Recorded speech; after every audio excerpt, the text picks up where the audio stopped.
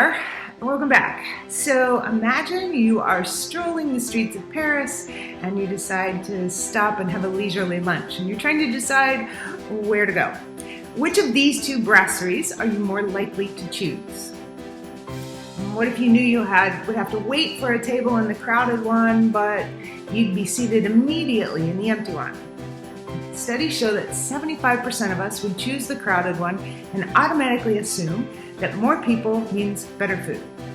What if I told you that the photo of the empty restaurant was taken when it wasn't open and it has much better reviews than the crowded one? Statistically speaking, you'd likely still not choose it because you have already made the assumption that it doesn't have good food. This is a perfect example of how unconscious bias leads us to draw inaccurate, incomplete, or counterproductive conclusions without us even knowing it. These are mental shortcuts that the brain takes all the time, even at work. For example, research shows that in group work settings, we often inaccurately evaluate our colleagues based upon what scientists call proxies of expertise, instead of actual skills and expertise, just because of a few common cognitive biases that we all share. One is called illusory superiority, and our natural inclination is to overestimate our own knowledge and skills, and we do it all the time. One of the first studies that found illusory superiority was conducted by the College Board in 1976. And they surveyed more than 1 million students taking the SATs that year. And they asked them to rate themselves relative to the median on a number of characteristics.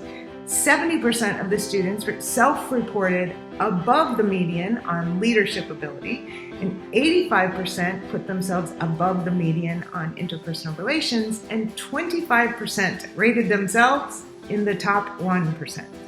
Another common bias that has significant implication in the workplace is the similarity bias, or people like me bias. We subconsciously align ourselves with people who are like us and subconsciously disregard the ideas of people not like us.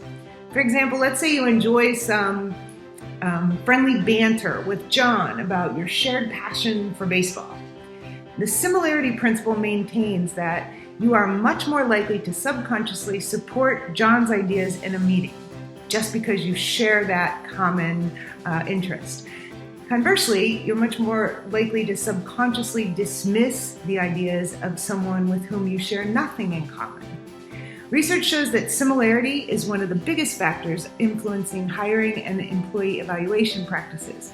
The problem is that this bias can create teams with very little diversity, and if everyone has the same strengths and weaknesses, there's no balance to address the wide spectrum of challenges that most teams face. Another bias is how much someone talks, or what scientists in the field call airtime. And how much someone talks has much more influence than experience, studies show. Qualities like confidence and extroversion outweigh knowledge and experience. Therefore, someone's influence is often determined by whether they talk first or last, whether they talk the most or the least. If you're a leader who wants to get the most out of your team, speak last and say the least. As with many of our behaviors we can't see ourselves, understanding cognitive bias is the first step in overcoming them. If you want to learn more about these invisible influences that may be undermining your team's success, download my free white paper. And to learn more about how the brain works and how to make it work better, check out my book, Happier Hour with Einstein, and the full-color companion gratitude journal, available now on Amazon.